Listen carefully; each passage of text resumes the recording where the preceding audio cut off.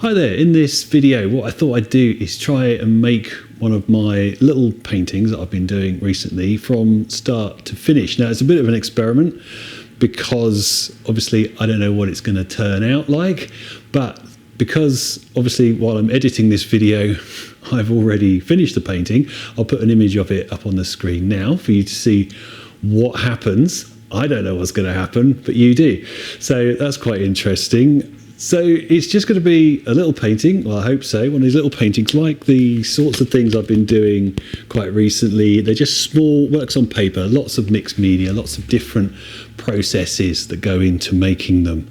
Obviously because they take a few hours to do, I can't play the whole video from start to finish like that because that would be incredibly tedious.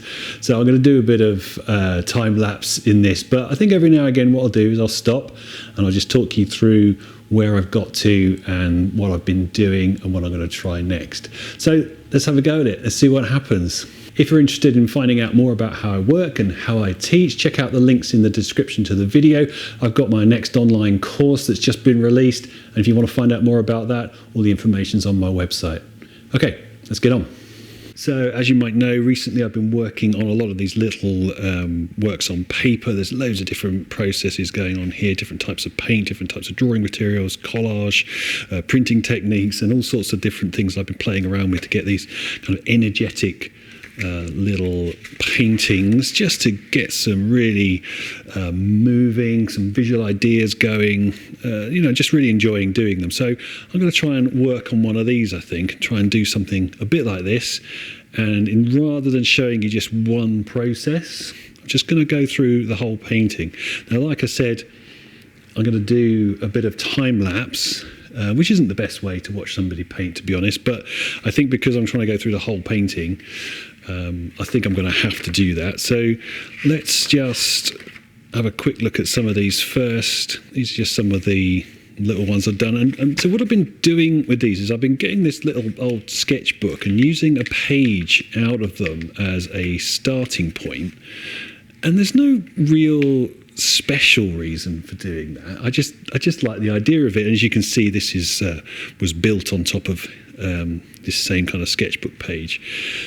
Like I said, there's no real particularly exciting answer for why I'm doing that. I just like the idea of it, and I think that's enough. It's somewhere to start. It gives me a size to work with, a format to work with, and I think that's enough. So I might start with this page and work over it. It's obviously I've used it to blot some of these newsprint pages where I've been working over them and kind of blotting them down like that, and I just transferred some of the unused paint onto this page. So it seems like a good place to start, so I might just get on with that. So I've just put down a clean-ish piece of paper to work with, and let's just tear this page out. I'll try and keep all those little perforations there. They're actually quite interesting. Whether they stay or not, who knows. So I think what I'll do initially is lay down some bits of collage on here. I might even just use some of these torn bits of newspaper just to get the surface moving.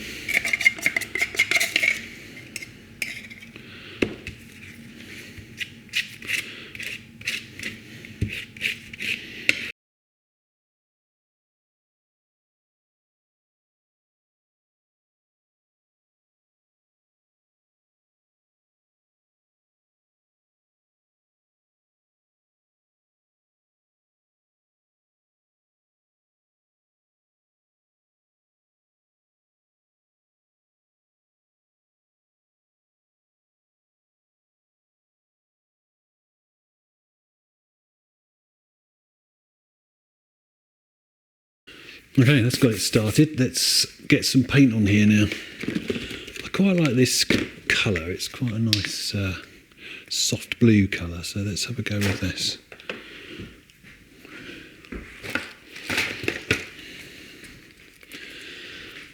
I have got an idea about what I'm going to be doing for this painting. I'll tell you about it in a minute. But I just want to lay some colours down first And actually, what I think I might do, this is like a sort of Wedgwood colour. I quite like it. It's quite a nice soft pale blue colour. What I want to do is use some of this oil pastel to make some marks on the painting. So let's put some of that in as well. And these are quite good because you get a bit of a resist from these.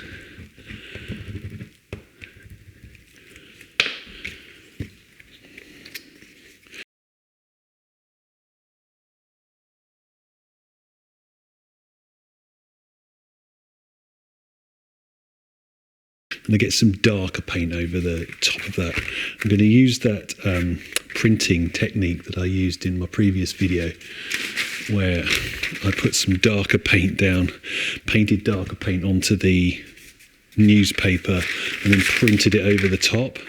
So actually I think this was actually the piece I used in that video. So yeah, because I'm going to get some dark over the top of here as well. So let's put some acrylic down and let's see what happens.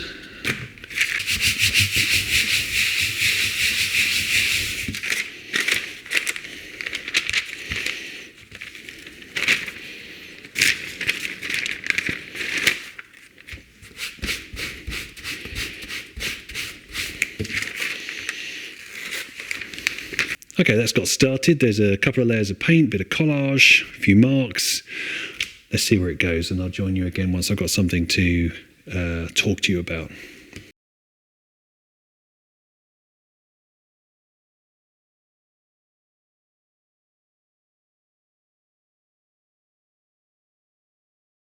Made a bit of a mess, but that's okay. I'm not too worried about it. I was using some ink. I was spreading this this fountain pen ink around. I put a bit of acrylic down, put some more acrylic down, different kind of colours, and I was blotting those back like I was doing firstly. And I thought, hey, it'd be quite good fun to put some of the ink down that I was using to make these sketches when I was out on the beach. I thought that'd be quite nice. That was looking all right. And then I blotted it back with this newspaper and just splodged it and made a massive mess. So I don't mind, I'll just let that dry a second, then work over it. But rather than wasting that mark, I just decided to blot that onto a new page on this original sketchbook. So I can use that to start with another time. Okay, I'll probably scrape some of this off actually and then keep going. It's all history of the mark making. That's what I like to think of it. Don't mind, it's looking quite dramatic, so yeah, long way to go yet though.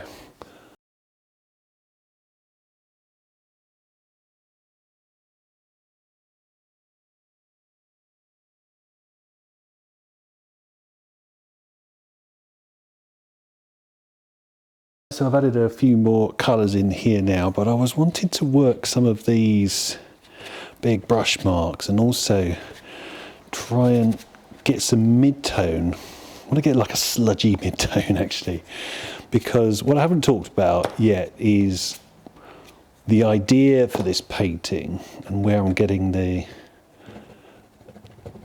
general direction from.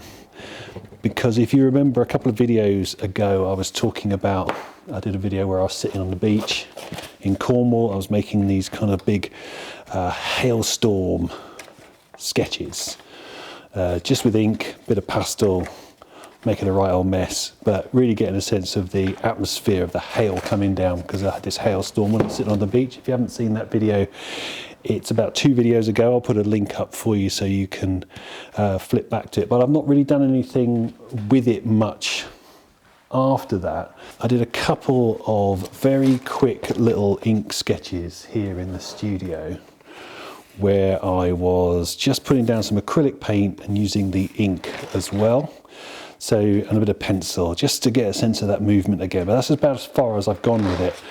I just want to, with this painting, start to develop that idea a bit, take it a little bit further, get a bit of colour in there. So that's really what I'm trying to do, trying to get a sense of that kind of movement, very hazy winter beach with this hailstorm coming down. So that's really what I'm going for. So like I said, I want to get this bit slightly sludgy warm grey just by mushing some of these colours together a little bit. Might just get a little bit more white in there just to lighten it up very slightly. It's just part of the process. Oh, that's a bit nice. Get some sort of dry brush going across there.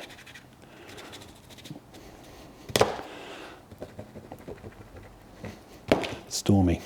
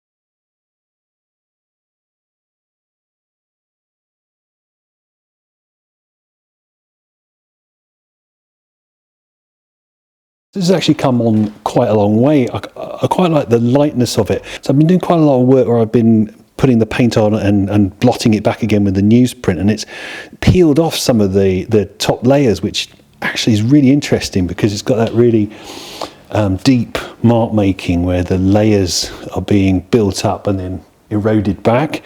So I'm really enjoying that, and there's some other parts here where the layers underneath are being revealed slightly, and it's giving it a real sense of physical depth, which I'm quite enjoying.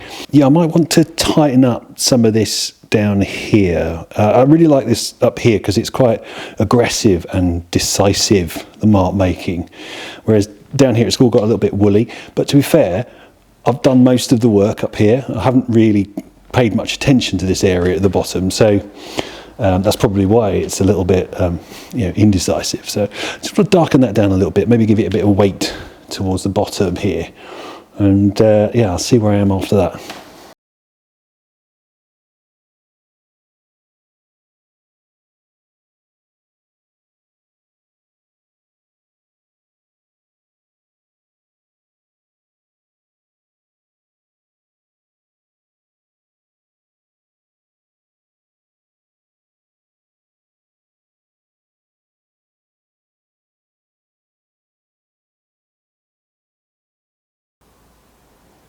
Okay, I'll let this dry off a little bit. I'm going to stick it down into my sketchbook here. And the reason I like to put these kind of paintings in the sketchbooks, it keeps them safe, keeps them all in one place. It means I can use them as reference, which is really what I do these little paintings for. Now, even if I thought that any of the paintings in this book might come out of here and be framed or exhibited, I would still like to put them in my sketchbooks. It just keeps them all together. Okay, I think I quite enjoy that little painting. It's got some of the energy, some of the mood, some of the atmosphere of what it was like to be on that beach in the middle of a hailstorm. That's exactly what I wanted. Is it the greatest painting that I've ever done in my life? No, probably not. But that just doesn't matter, because if you put so much pressure on every single piece of work, it has to be the greatest, it has to be the most artistic, the most polished thing you've ever done, then you never finish anything, you never get anywhere. Now right now, I've got that painting, it's in my sketchbook, it's done. I might use it for reference, I might decide that I really like it, I might ignore it, I might just leave it there for a couple of years and then spot it one day and say, hey, you know, there's something in there that I really like. I'd forgotten about that, and I can use it for going forward. So that's all it needs to be. It doesn't have to be the greatest piece of art ever.